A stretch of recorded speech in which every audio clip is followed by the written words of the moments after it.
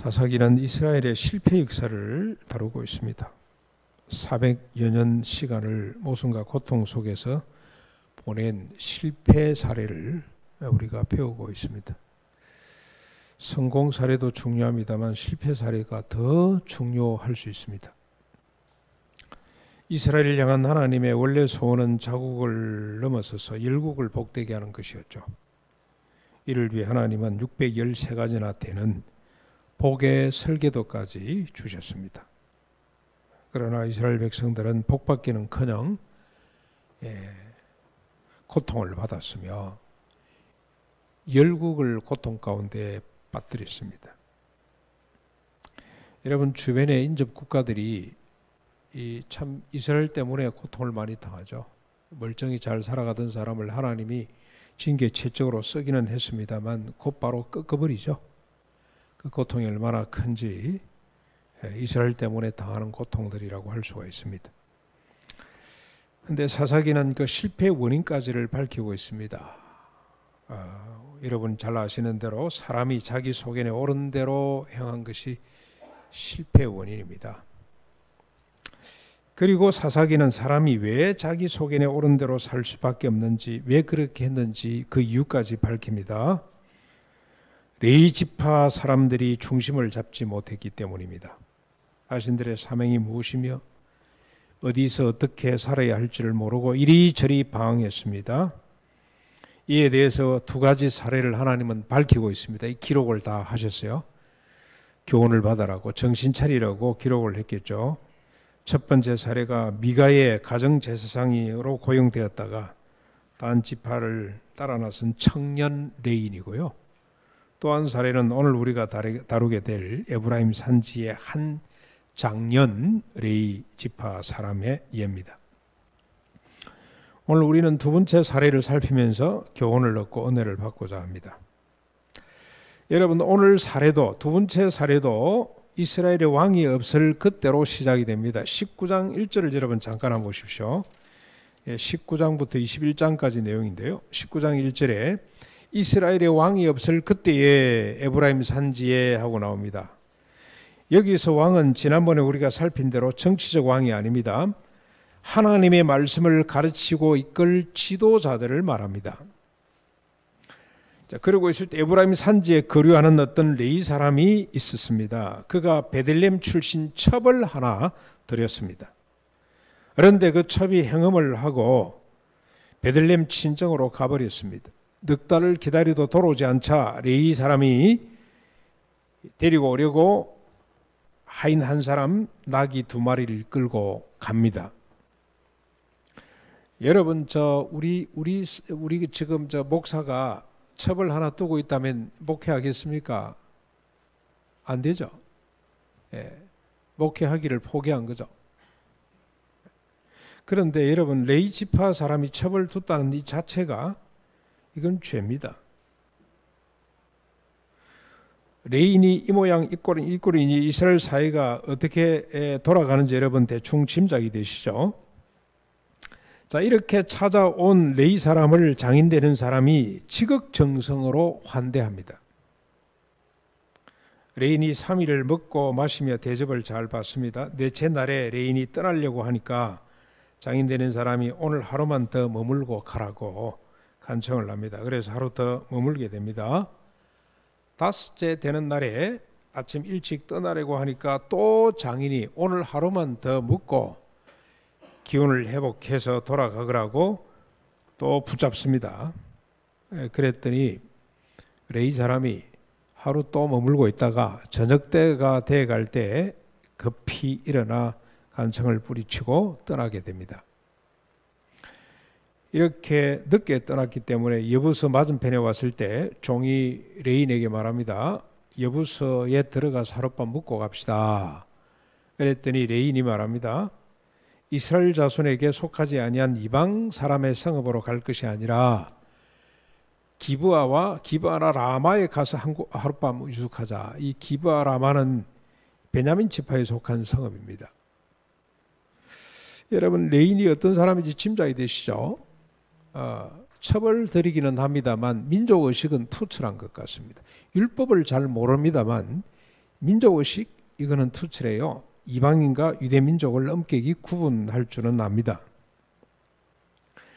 기브아에 이르자 해가 졌습니다. 유숙할 곳을 찾아 성읍 넓은 거리에 앉아 있는데 이들을 영접하는 자가 아무도 없었다고 기록을 합니다. 그게 19장 14절 15절의 말씀이죠. 이들이 아마 이렇게 앉아 있으면 사람들이 우리 집에 와서 하룻밤 묵으십시오 이렇게 해야 되는데 아무도 그렇게 하지를 않았습니다. 기브아 사람들은 나그네에 대한 법을 전혀 몰랐던 것 같습니다. 신명기에 보면 여러분 구약 성경에 보면은 객과 나그네에 대한 말씀이 얼마나 많이 나오는지 모릅니다. 여러분 신명기만도 19번 나옵니다. 어떻게 보면 객과 나그네 과 가부들을 위해서 주신 율법이라는 생각이 들 정도로 이들을 특별 대우하는 걸 우리가 볼 수가 있습니다. 19번 나오는데 그중에 제가 세 가지만 한번 소개를 하겠습니다. 너희는 나그네를 사랑하라. 전에 너희도 애굽 땅에서 나그네 되었기 때문이다. 나그네를 환대해야 될 근본적인 이유가 뭐냐면 400년 동안 애굽에서 나그네로 살아봤기 때문에 나그네 심정을 잘 아는 거죠. 그래서 나그네를 환대하거라고 하는 법을 주신 겁니다. 신명기 14장 29절에 보면은 너희 중에 분깃이나 기업이 없는 레인과 내 성중에 거류하는 객과 및 과와 가부들이 와서 먹고 배부르게 하라. 그리하면 내 하나님 여호와께서 내 손으로 하는 범사에 내게 복을 주실 것이다. 얼마나 적극적인 명령인지 알 수가 없습니다. 기업이 없죠. 레위 사람들은 기업이 없어요. 자기 땅이 없습니다. 체전 하나는 갖고 있습니다만 기업이 없습니다. 그 사람들과 나그네 객과 고아 가부들을 환대하거라. 자, 그러면 어떤 일이 벌어집니까? 내 하나님 여호와께서 내 손으로 하는 범사에 복을 주신다는 겁니다. 복 받으려면 이렇게 해야 돼요. 나그네 대접을 잘해야 되는 겁니다. 아무것도 가진 것이 없는 사람들, 경제적으로 약자들을 잘 돌아봐야만이 복을 얻을 수가 있습니다. 26장 11절 하나만 더 인용하겠습니다. 내 하나님 여호와께서 너와 내 집에 주신 모든 복으로 말미암아 너는 레인과 너희 가운데 거류하는 객과 함께 즐거워할지니라. 무슨 말입니까?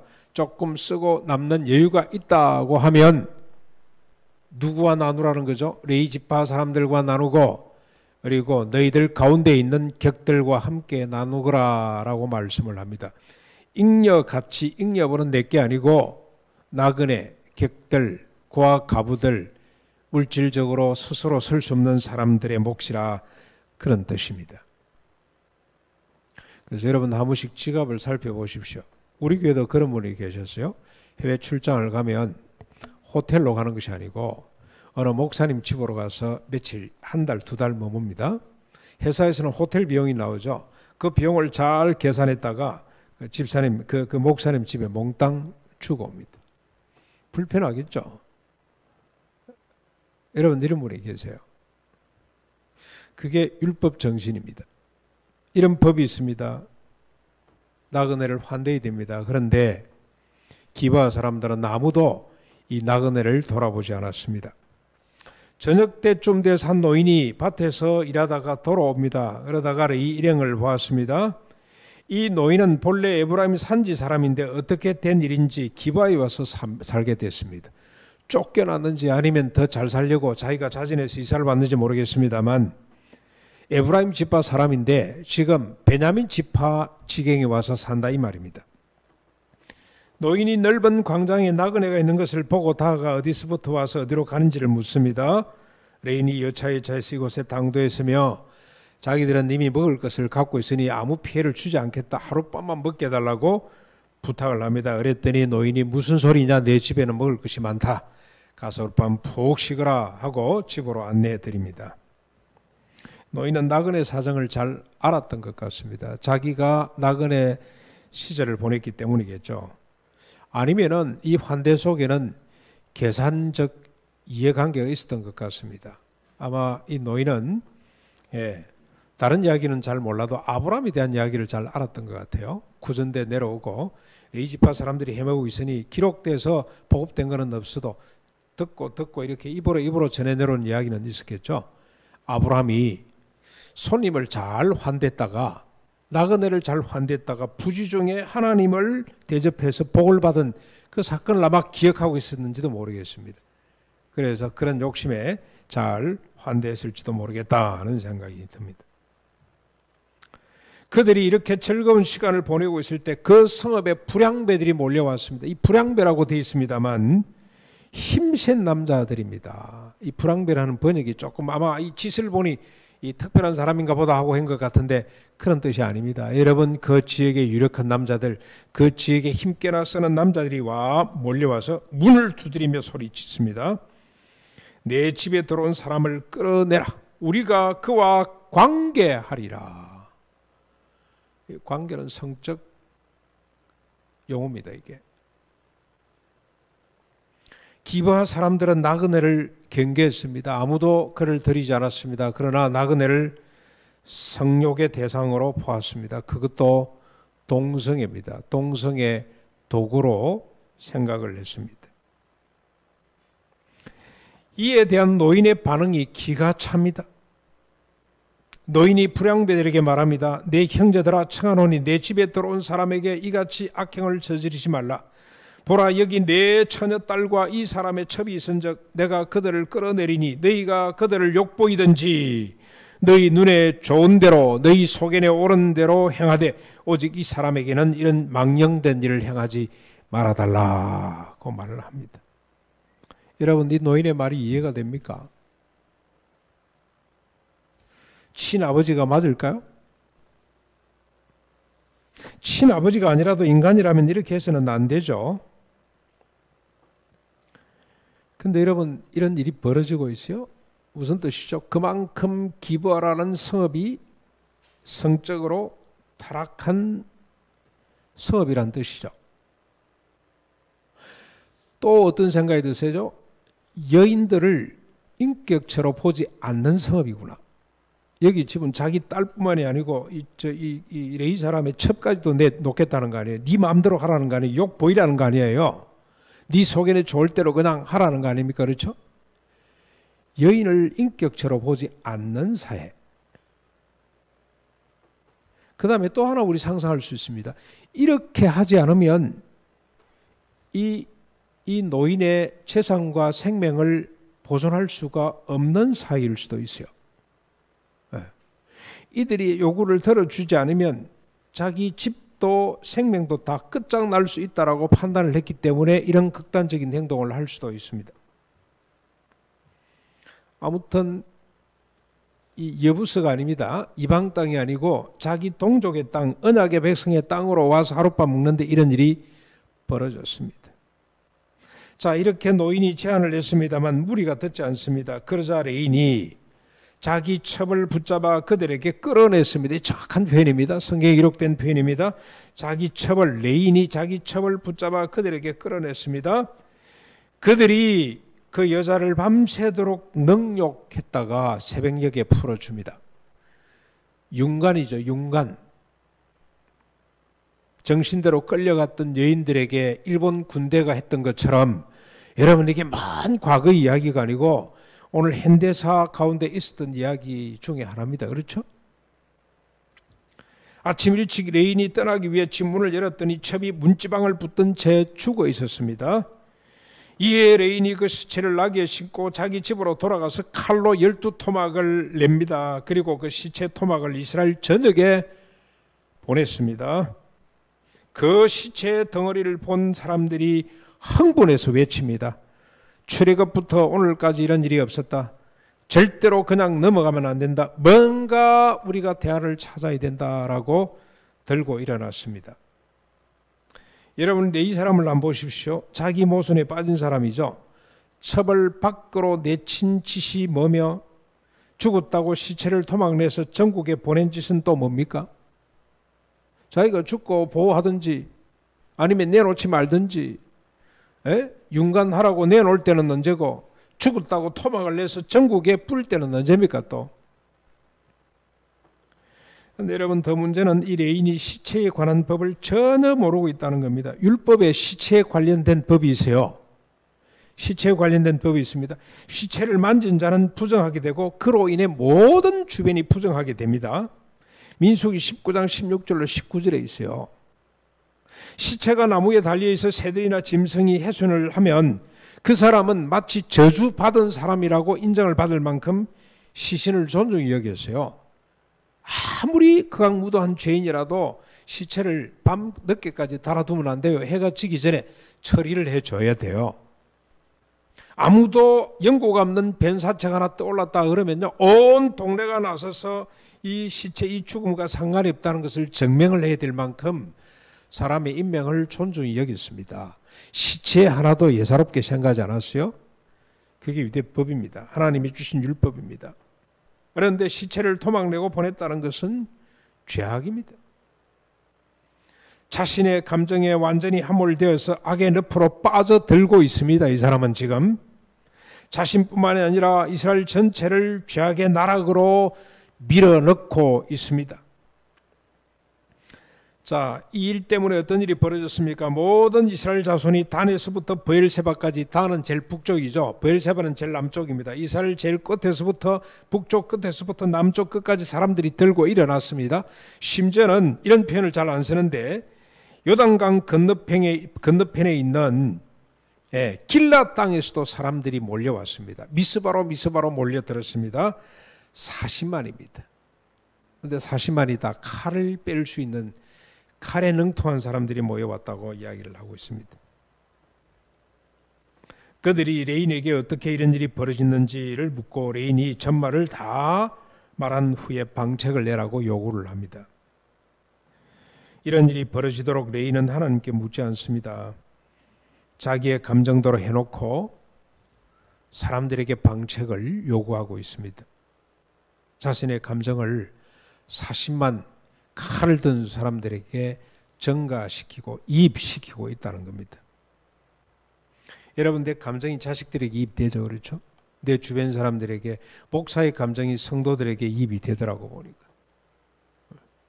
제가 한번 재직회 때 한번 화를 냈더니 그게 온 그날을 재직회 참여한 분들의 마음속에 전부 다 전가돼 가지고 한 2년 동안 힘들었던 사람이 있어요. 2년 후에 그분이 고백을 했어요.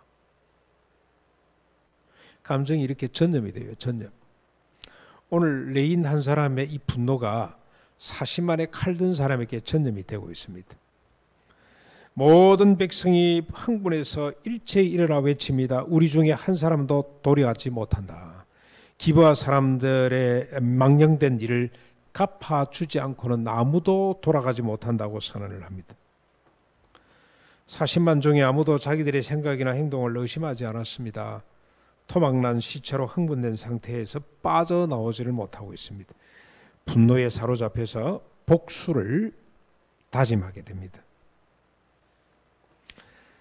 옥수심에 불타는 이스라엘 지파가 베냐민 지파 사람들에게 불량배를 색출해서 처단하라고 요구를 합니다.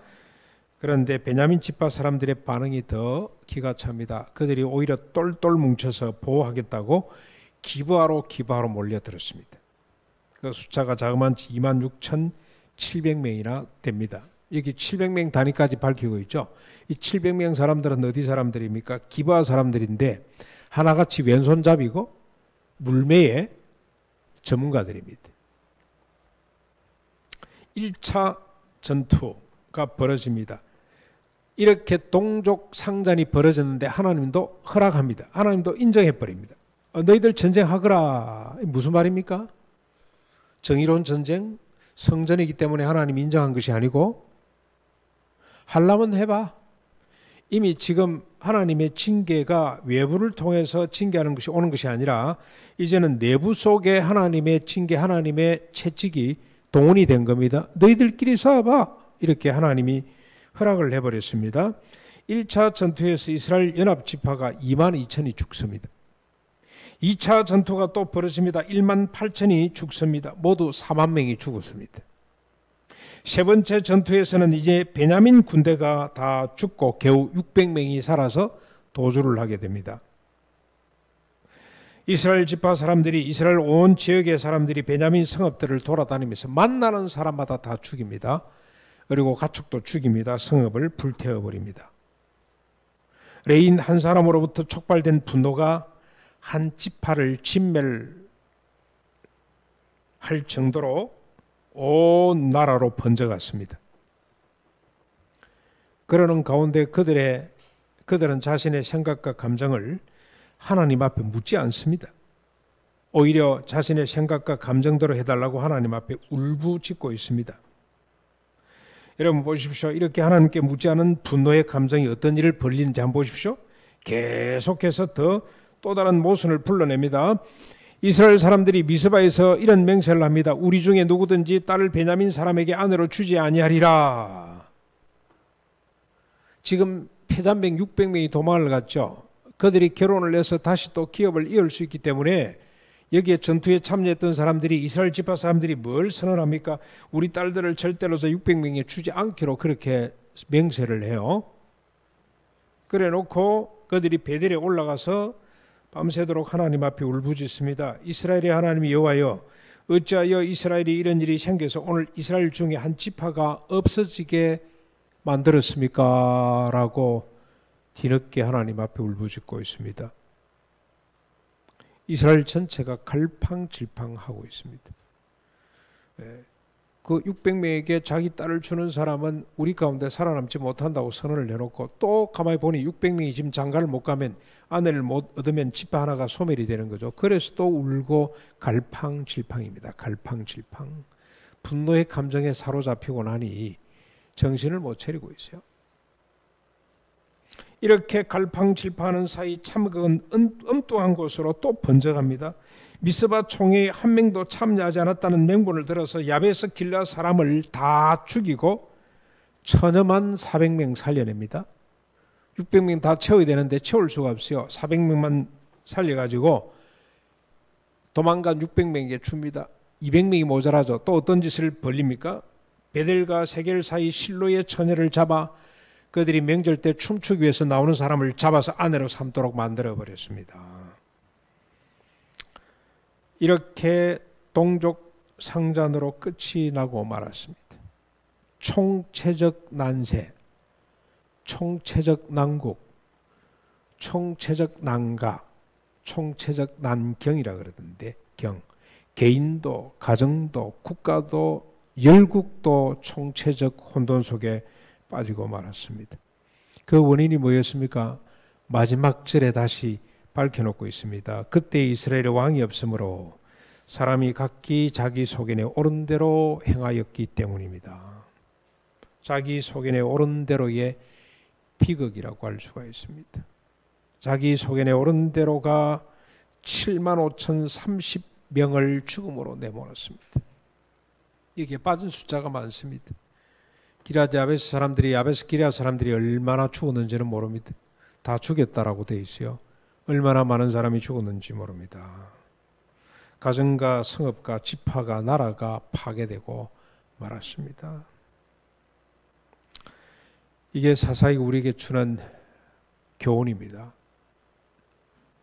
그런데 성도 여러분, 이것이 인간이죠. 이게 인간이죠. 사람이 여기서 조금도 벗어날 수가 없습니다. 왜냐하면 사람은 자기 소견에 옳은 대로 행할 수밖에 없기 때문입니다. 어떤 도덕도 윤리도 철학도 종교도 자기 소견에 옳은 대로 행하는 것에서 벗어나게 할 수가 없습니다. 죽음이 아니고서는 답이 없습니다. 그래서 불교는 자살로 갑니다. 아무것도 아니라고 그렇게 생각하는 거죠. 내가 없다고, 아무것도 없는 것이라고, 무라고, 공이라고, 오음이라고 그렇게 스스로 위안을 받을 뿐입니다. 그런데 여러분, 우리 성도는 달라야 합니다. 왜냐? 주님의 십자가로 자기 소견에 옳은 대로 행하던 내가 죽었습니다. 주님의 부활로 하나님의 소견에 옳은 대로 행하는 나로 다시 태어났습니다. 그러므로 우리는 순간순간 자신을 살펴 자기 소견에 옳은 대로를 빼내야 합니다. 첩을 두고 싶은 소견, 남에게 인정받고 대접받고 싶은 소견, 나를 무시하고 깔보는 대상을 대받아치고 싶은 소견, 이런 소견들을 다 지워내야 합니다. 하나님은 우리가 이렇게 빼내고 지워내고 살도록 이전 것은 지나갔으니 보라 새 것이 되었다라고 하는 하나님의 뜻을 돌판에 새겨주신 것이 아니고 우리 마음판에 새겨주셨습니다. 이렇게 살도록 성령님이 우리 가운데 보혜사로 와 계십니다. 그렇기 때문에 우리는 사사기의 실패를 거듭해서는 안 됩니다. 자기 소견에 옳은 대로 살아서는 안 된다 이 말입니다. 저는 최근에 미움과 분노에 사로잡혀 있었습니다. 저도 몰랐습니다. 저도 모르는 사이에 얼마 동안인지 모르지만 이 감정이, 이 저의 소견이 저를 완전히 사로잡고 있었습니다. 몸이 먼저 반응을 했습니다. 심장이 뛰고 입에 침이 바짝바짝 마릅니다. 상황만 맞닥뜨리게 되면 이상하게 그런 현상이 저 속에 나타났습니다. 몸이 가만히 있지를 못합니다. 저는 잘 몰랐어요. 우리 주변에 있는 사람이 목사님 왜 자꾸 사라지냐, 왜 자꾸 일어났다 앉았다 안절부절하냐. 그래서 제가 깨달았습니다. 그러던 중에 새벽 기도하는 시간에 제가 알았습니다. 성령님이 깨닫게 해주신 겁니다. 내 감정이 나를 사로잡고 있는데 그 감정이 옳지 않다는 사실, 내 감정대로 행하면, 내가 이 감정에 사로잡혀 있으면 나도 죽고 너도 죽고 교회도 죽고 다 죽는다는 사실을 제가 깨달았습니다. 그래서 기도했습니다. 내 속에 있는 미움과 분노를 멀리 옮겨주십시오. 주님의 사랑과 이해를 채워달라고 간절히 기도했습니다. 약복강가의 야곱처럼 하나님 앞에 눈물로 기도했습니다. 변한 것은 아무것도 없습니다. 왠지 아세요? 변해야 될 것이 아무것도 없었기 때문입니다. 대신에 제가 변했습니다. 모든 것이 다 변하게 됐습니다. 그리고 다시 확인했습니다. 나를 부르신 주님의 소원이 무엇인지, 나를 기업으로 삼으신 영광의 풍성이 어떠한지, 내 안에 계시면서 하나님의 소원대로 살도록 나를 붙드시는 성령님의 능력이 얼마나 강력한지를 다시 한 번 더 확인하는 시간이 됐습니다. 사랑하는 성도 여러분, 여러분의 소견을 한번 점검해 볼 수 있기를 바랍니다. 여러분의 지성과 감성과 의지를 한번 들여다 보십시오. 하나님의 소견, 하나님의 말씀에 맞지 않는 것이 있다면 지워달라고 기도합시다. 대신 하나님의 소견, 말씀으로 채워달라고 간절히 기도하십시다. 구하고 찾고 두드리면 사랑받고 인정받는 자가 아니라 사랑하고 인정하는 자가 된다고 주님이 약속해 주셨습니다. 우리가